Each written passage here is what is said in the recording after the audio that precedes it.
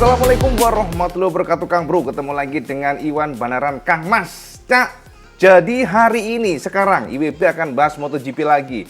Karena ada hot yang super hot dari MotoGP. Jadi teman-teman mungkin saat ini konsumen sedang menunggu MotoGP Shakedown Test. Tapi tentu saja di detik-detik sebelum itu ada beberapa informasi yang tidak akan IWB keep sendiri. Jadi IWB ingin nge-share sampai semuanya. Termasuk juga gerakan aneh dari Ducati, Cak. Bahkan para pemerhati MotoGP lainnya juga merasakan bahwa Ducati ini sepertinya sedang galau. Di mana Ducati secara mengejutkan memastikan bahwa mereka menarik Manuel Poggiali untuk menjadi pelatih di Factory Team. Keputusan ini aneh, Cak, karena ini artinya Poggiali mendapatkan tanggung jawab membawa tim Factory yang identik dengan Pecco. Keputusan ini dianggap mengejutkan karena Manuel juga berhak mendapatkan akses di Gresini Team. Keputusan menunjuk Manuel Poggiali sebagai pelatih tim Factory di saat selama ini dia fokus pada Gresini menimbulkan pro kontra, Cak. Sebab Manuel Poggiali juga akan tetap di Gresini Racing. Hal ini menciptakan kemungkinan bahwa Manuel akan memiliki akses data dari dua garasi terpisah, masing-masing berisi para pembalap papan atas yang bersaing memperebutkan gelar MotoGP. Jadi sampean tahu kan bahwa sekarang ini di Gresini ada Marquez, Cak. Sedang di Factory ada Pecco. Dengan penunjukan Manuel Poggiali di dua tempat, maka Manuel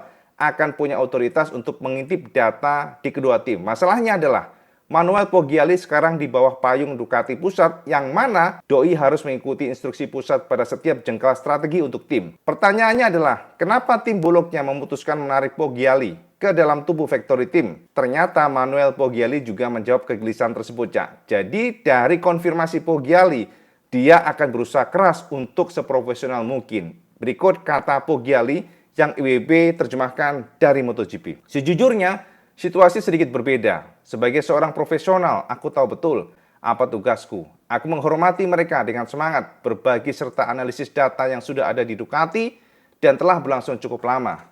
Dengan aktivitasku, aku tidak akan melakukan apapun selain fokus membantu bekerja secara langsung, khususnya dengan pabrikan Ducati dan tim Gresini. Dari sudut pandangku, aku akan bekerja profesional, sudah jelas. Itu akan jadi peganganku. Kita juga harus bekerja dengan jujur untuk kemajuan masing-masing tim. Aku akan bekerja sebaik mungkin, menghormati semua orang, berimbang baik untuk Ducati dan juga Gresini Satelit. Aku sendiri tidak melihat adanya konflik kepentingan, namun justru ini akan semakin meningkatkan standar pabrikan yang sudah sangat kompetitif. Yes, itu konfirmasi dari Poggiali. Oke, Kang Mas. Memang kalau kita lihat secara normal, Cak, keputusan Ducati ini kita anggap aneh, sekali lagi aneh. Karena dengan mereka merekrut Poggiali ini yang dikatakan sebagai pelatih. Sebenarnya teman-teman harus tahu bahwa pelatih di sini bukan berarti mereka melatih membalap. Maksudnya untuk Pecco dilatih Poggiali, Enea juga sama, atau Marquez dilatih oleh mereka. Tapi pelatih di sini lebih kepada bagaimana jalannya balapan dalam internal. Jadi operasional seperti apa strateginya, data loggernya kayak apa, gimana dengan timnya running well atau enggak, termasuk juga bagaimana dengan penggunaan ban dan sebagainya, strategi pada saat race nanti. Nah, inilah yang dikhawatirkan, Cak. Jadi kenapa disebut sebagai conflict of interest? Karena Poggiali akan bisa melihat data Marquez dan juga bisa melihat data Pecco. Oke, kalau Pecco kita nggak khawatir, Cak. Tapi masalahnya adalah ketika otoritas Factory Team yang memberikan sabda bahasanya Poggiali, kamu harus membantu tim Factory. Pasti ada beban tersendiri bagi Poggiali untuk bagaimana berusaha keras Factory Team juara atau menang. Nah, kita tahu tim satelit dari sisi apapun, dari sisi prioritasnya pasti beda dibandingkan dengan Factory. Makanya dengan adanya beban di pundak Poggiali ini, maka dikhawatirkan Poggiali akan menggunakan celah melihat atau mengintip data dari strategi dari Gresini Team. Dan ini akan di-share kepada tim dari Factory. Inilah yang menjadi ketakutan para pemerhati MotoGP. Jadi teman-teman, Poggiali ini sudah 5 tahun di tubuh Gresini. Dan tiba-tiba per tahun ini mereka mulai menarik Poggiali untuk membantu tim Factory di saat Marquez datang di Gresini. Semoga saja ini bukan kegalauan Ducati, karena memang, Cak, jika kita boleh jujur, persaingan untuk pembalap, melihat bagaimana Marquez yang sangat cepat adaptasi dengan GP22 kemarin dan nanti di tahun ini GP23 tentu saja akan membuat Ducati gelisah. Dan teman-teman juga harus tahu, Ibu sudah tekankan kemarin, pastinya ada yang namanya pressure dari sponsor. Apalagi kita tahu kemarin Lenovo menggelontorkan dana sebanyak 350 hingga 500 miliar untuk menyokong Ducati Factory. Tentu saja mereka tidak suka jika tim Factory dikadalin sama tim satelit. Ini mungkin yang sudah dipikirkan oleh Ducati Factory dan juga pejabat Ducati ya, yang di atasnya, bagaimana supaya secara nggak langsung data Marquez apa yang dilakukan oleh Gresini ini, apa yang dilakukan oleh Marquez ini, menggunakan ban apa nanti pada saat race. Itu yang dikhawatirkan, Cak. Makanya Poggiali sudah memberikan penekanan bahwa dia profesional, dia tidak akan mencampur adukan keprofesionalismenya, ya kan bahasanya, dengan hal-hal yang mungkin konyol bahasanya. Yang kedua adalah dari sponsor, Cak. Jadi teman-teman, rumor yang terbaru, ternyata kita mendapatkan sebuah selentingan cukup kencang. Para sponsor menginginkan Marquez untuk gabung di tim Factory. Mereka melihat bahwa Marquez ini adalah seorang pembalap yang menjual luar biasa, bahkan sekelas Red Bull pun mereka mengatakan bahwa Marquez memberikan perbedaan. Kenapa Red Bull sampai hengkang dari Honda, nempel Marquez, meninggalkan sebuah tim yang legendaris seperti Repsol Honda? Karena dari sisi penjualan, setelah mereka mensponsori Marquez, ternyata melambung cukup tinggi. Artinya, nama Marquez ini memang menjual luar biasa, dan ini disadari betul oleh sponsor utama Ducati. Jadi mereka berharap supaya di masa depan dipertimbangkan Marquez akan gabung di tim Factory. Jika memang ini terjadi, kita tahu bahwa untuk kontraknya berakhir di tahun ini dan tahun depan masih tanda tanya. Bisa saja mungkin tahun depan Enea Bastian ini ditendang oleh Ducati Factory, kemudian diganti Marquez. Who knows, tidak ada yang tahu. Tapi semuanya memang tergantung Marquez. Walaupun dari sponsor Ducati sangat ingin menarik Marquez ke sana, tentu saja semuanya tergantung Marquez. Karena sepertinya Marquez memang, nah ini menarik, Cak, ada rumor kencang dia akan kembali ke Honda. Nah, pertanyaannya, betulkah rumor tersebut? Ini ternyata dijawab secara lugas oleh Alberto Puig. Ngomongnya diplomatis banget jawabnya, tapi dia tidak menolak mentah-mentah bahwa Marquez bisa saja kembali ke Honda. Inilah jawaban dari Alberto Puig yang memberikan konfirmasi seandainya Marquez kembali ke Honda. Apakah Honda akan menerima? Inilah yang dikatakan oleh Honda. Potensi Marquez gabung kembali ke mereka. Ini jawaban Honda, Cak. Niat Honda hari ini adalah untuk meningkatkan kualitas motornya. Kami harus memiliki motor yang kompetitif lagi.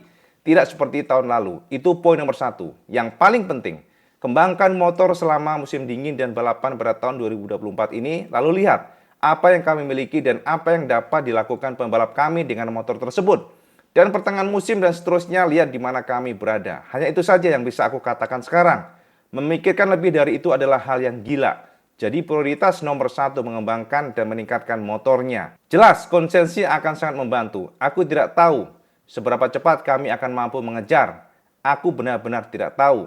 Misalkan setahun atau dengan konsesi bisa jadi setengahnya. 6 bulan misalnya, yang jelas kami membutuhkan setidaknya 1 tahun penuh untuk membawa motor ke level atas. Katakanlah mendekati. Itulah mengapa kami berpikir bahwa konsesi ini akan berdampak baik bagi kami dan akan memberikan kami kemungkinan mempersingkat waktu dalam mengejar para tim lainnya. Apakah 2 tahun? Aku tidak tahu, tapi yang jelas tidak dalam waktu 2 bulan. Tentu saja demikian. Tentang Mark, jika kita membuat perbandingan antara para pembalap di Ducati, aku yakin dia bisa menang. Sejujurnya memang menyedihkan. Mark tidak lagi bersama kami. Aku tidak akan berbohong. Sudah bertahun-tahun bersama. Banyak kesuksesan dan juga bertahun-tahun penuh ketegangan dan banyak rasa sakit akibat situasi ini. Akibat kecelakaan itu. Pada akhirnya ketika kalian menggabungkan semua kejadian itu, ini adalah kondisi yang penuh tekanan dan emosi. Itu sulit dan menyedihkan. Itu kata Alberto Puig. Nah, artinya apa, Kang Mas? Artinya ya memang Honda tidak menolak mentah-mentah, Cak. Kalau Marquez akan kembali bersama mereka, potensinya bagaimana? Apakah Honda menolak? Tidak, Cak. Jadi Honda nggak menolak sama sekali. Honda tidak menjawab untuk menolak, menerima enggak. Tapi memang secara umum mereka menjawab diplomatis. Yang mana artinya apa? Artinya jika memang tahun ini seandainya Honda bagus ya, improve banget gitu ya, signifikan, Cak, maka potensi untuk kembali memang terbuka. Karena di masa lalu, saya tahu ya, pada Honda Thanks Day kemarin Marquez memberikan penekanan bahwa dia tidak mau menggunakan kata goodbye kepada Honda. Selama tinggal nggak mau, Cak. Tapi dia memberikan penekanan untuk menggunakan kalimat see you later. Sampai ketemu lagi. Jadi itu adalah sebuah bukti bahwa Marquez ini hatinya memang masih sangat kuat bersama Honda. Tapi tentu saja, Cak, semua tergantung dari performa. Mengingat kita tahu Marquez sangat agresif. Marquez memiliki ambisi sangat kuat untuk menjadi juara dunia lagi. Karena dia ingin menyalip Valentino Rossi. Itu yang bisa kita tangkap, Cak, ya, dengan Marquez ini. Dan tentu saja, apapun itu, kita sangat tertarik untuk memantau seperti apa perkembangan MotoGP tahun ini. Karena Marquez gabung dengan Ducati, Pecco pun sebenarnya sudah sangat siap. Bahkan Jorge Martin, dia juga berambisi mengalahkan Marquez menggunakan motor yang sama. Jadi Martin memberikan penekanan kemarin, Cak, di beberapa interview. Martin memberikan penekanan bahwa dia tidak sabar untuk duel dengan Marquez. Dan dia mengatakan, jika aku bisa mengalahkan Marquez menggunakan motor yang sama, maka aku sebagai the best rider. Saat ini belum yakin Kang Mas. Itu penekanan Jorge Martin bahwa dia ingin duel dengan Marquez menggunakan motor yang sama, yakni Ducati. Dan jika dia mengalahkan Marquez, berarti dia sudah sangat yakin secara skill memang dia luar biasa. Ini artinya Marquez menjadi benchmark, Cak, atau tolak ukur bagi para pembalap lain bahwa dia masih the best of the best rider. Yang ketiga ini adalah, nah ini dia Kang Mas, sorotan dari para tim ya. Jadi teman-teman semuanya sampai tahu bahwa sprint race adalah sebuah formula terbaru dari MotoGP di tahun ini karena MotoGP semakin redup, Cak, setelah ditinggal oleh Valentino Rossi dan Marquez cedera. Ternyata secara pamor, secara audiens, MotoGP ini turun drastis dan akhirnya Dorna memutuskan untuk meracik sebuah formula khusus, yakni race dengan adanya race tambahan di hari Sabtu bernama sprint race. Tapi ternyata, Cak, sprint race ini pro kontra karena pembalap secara umum mereka memang ya ada yang suka, ada yang enggak, tapi secara umum mereka merasakan bahwa sprint race ini terlalu demanding, jadi terlalu menguras tenaga. Dan ini dikatakan oleh Fabio Quartararo yang bahkan memberikan penekanan. Udahlah kalau bisa sprint race ini dihapus saja lah ya, sebagian, nggak semua track harus sprint race. Jadi itu konfirmasi dari Fabio yang memberikan penekanan bahwa dia nggak terlalu suka dengan sprint race. Itu juga dikatakan Marquez yang memberikan penekanan bahwa sprint race ini memang demanding sekali, menguras tenaga, tapi secara tontonan Marquez suka. Seperti apa sih yang dirasakan oleh pembalap? Apakah akan dihapus di masa depan? Berikut kata Marquez. Balapan sprint bagus untuk pertunjukan, tapi race ini juga menguras tenaga bagi para pembalap. Pendapat pribadiku adalah tidak mudah untuk melakukan 22 balapan, ditambah 22 balapan race sprint untuk tahun ini. Tapi memang benar, itu bagus untuk pertunjukan dan terkadang sprint bahkan lebih baik dari balapan utama. Karena bagiku balapan utama terlalu panjang. Ada beberapa race di mana minggu lebih biasa tanpa duel, tidak terjadi apapun sehingga balapan sprint lebih seru. Tetapi salah satu hal yang mengkhawatirkan para pembalap adalah tingkat cedera yang kami alami tahun ini. Jadi itu sesuatu yang perlu dianalisis untuk masa depan.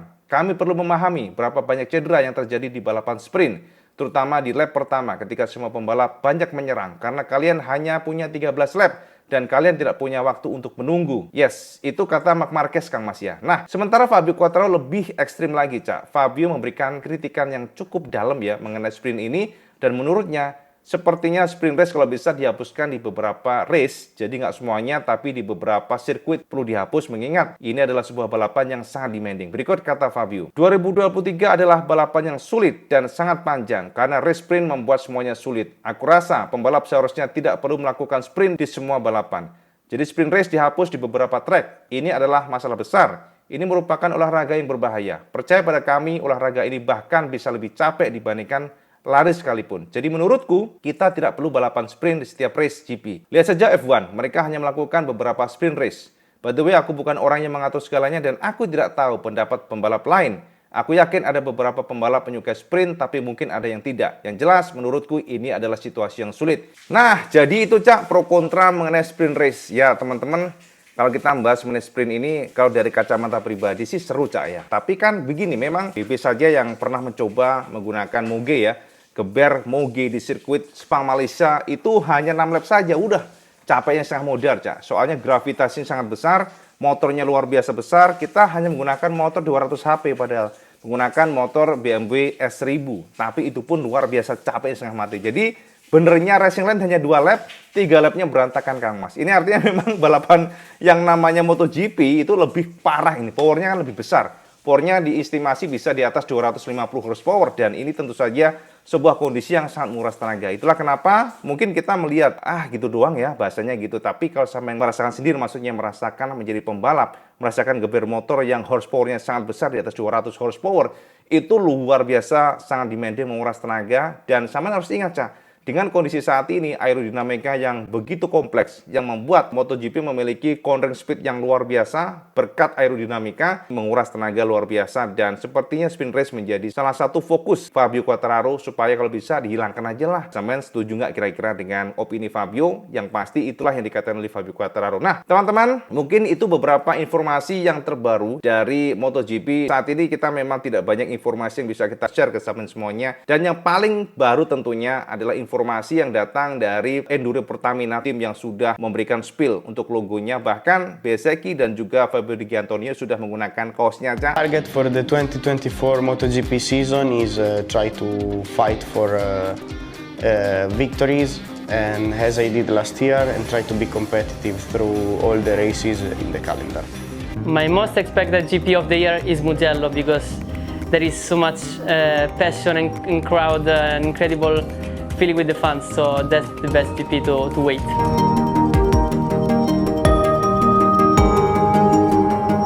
Tapi untuk peluncurannya belum Kang Mas ya. Peluncurannya kalau nggak salah di tanggal 26 apa 25 ya di Januari ini. Jadi saya pantau saja untuk peluncuran livery timnya. Jadi belum official Cak, tapi Kang Mas IWB sudah mendapatkan beberapa spill untuk liverynya, tapi memang belum final. Kita lihat ada beberapa truk yang sudah ada tempelan-tempelan VR46 Enduro Pertamina. Saat ini sudah ada pendekatan yang cukup serius bagaimana sosok liverynya nanti. Sepertinya sih ada merah-merahnya. Dan yang final paling final Cak. Nah ini yang menarik Kang Mas. Jadi teman-teman semuanya kan kemarin banyak yang komen, wah Yamaha kalau bisa udahlah banting setir ke V4 aja lah, jangan inline part. Karena kita tahu bahwa saat ini MotoGP mesin engine semuanya menggunakan V4 dan V4 ini dianggap sebuah mesin yang lebih powerful walaupun secara power delivery-nya lebih beringas. Di masa lalu mungkin iya, V4 ini sangat sulit untuk dikendalikan, tapi dengan adanya aerodinamika dan pengembangan teknologi, sekarang kita harus akui V4 menguasai di MotoGP. Sementara inline 4 kedodoran, kita lihat juga bagaimana Fabio yang mengatakan bahwa top speed Yamaha ketika menggunakan aero yang banyak maka drop banget. Itu yang menjadi fokus saat ini. Tapi teman-teman, ternyata sekelas Ducati pun, maksudnya Bapak Ducati Gigi D'Alina memberikan penekanan bahwa sebenarnya inline 4 ataupun V4 punya kelebihan masing-masing. Gigi memberikan penekanan, nggak ada masalah sih mau inline 4 ataupun V4. Yang penting adalah bagaimana setiap pabrikan mampu mengoptimalkan karakter dari masing-masing motor tersebut.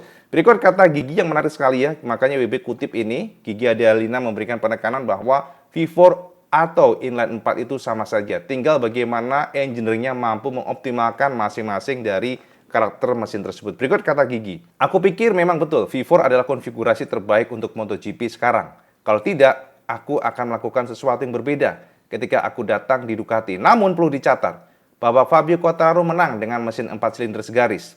Jadi menurutku, solusi ini pada dasarnya tidak buruk. Kalian hanya perlu memilih kompromi yang berbeda karena terdapat karakteristik yang berbeda. Setiap konsep memiliki kelebihan dan kekurangan. Adalah tugas untuk para insinyur untuk meminimalkan kerugian dan memanfaatkan keuntungan semaksimal mungkin. Para insinyur harus menemukan kompromi terbaik. Yes, itu kata Gigi D'Alina aja. Artinya apa Kang Mas? Artinya ya mau V4 mau inline 4 semuanya punya masing-masing keunggulan. Dan ini adalah tantangan dari Yamaha yang sudah menyewa Marmorini sebagai bapak engine ya. Sekarang ini kan kita tahu bahwa Yamaha sudah merekrut beberapa orang dari Eropa, termasuk juga Marmorini untuk nge-tune up mesin inline 4 dari Yamaha. Mungkin betul Cak ya, di tahun kemarin, maksudnya tahun 2023, Yamaha memberikan sentuhan untuk horsepower-nya, tapi ternyata membuat karakter Yamaha hilang. Jadi karakter Yamaha yang sangat kuat di corner speed-nya hilang. Itu kata Fabio, akan tetapi IWB cukup yakin Cak, di tahun ini seharusnya Yamaha akan mampu memperbaiki, karena kita tahu dari sana, dari tahun kemarin pasti ada pengembangan elektronik untuk memperbaiki di tahun ini. Jadi lebih powerful dan corner speed-nya lebih meningkat. Bisa saja demikian. Kita tunggu saja seperti apa Yamaha, dan kita lihat saja seperti apa geliat dari Marquez yang sepertinya juga sudah menjadi fokus utama Ducati. Terbukti mereka menarik sosok yang kita anggap sebagai Gresini banget, tiba-tiba ditarik untuk memegang dua-duanya. Kita lihat saja seperti apa pergerakan dari tim Huluknya. Sama sekarang komen kira-kira, apakah memang betul Ducati galau setengah mati sehingga sampai menarik sosok yang memang sangat menjadi kunci ya di Gresini untuk gabung ke factory, sehingga akan ada konflik of interest, dikhawatirkan demikian. Dan itu kata para pengamat MotoGP. Semen komen di bawah Cak. Itu aja Cak, update benaran untuk semen semuanya. Dan kalau semen suka video ini, semen like, share, dan subscribe. Ojo lili Cak, sampai sholat 5 waktu, karena itu yang paling penting. Assalamualaikum warahmatullahi wabarakatuh. Salam segandes.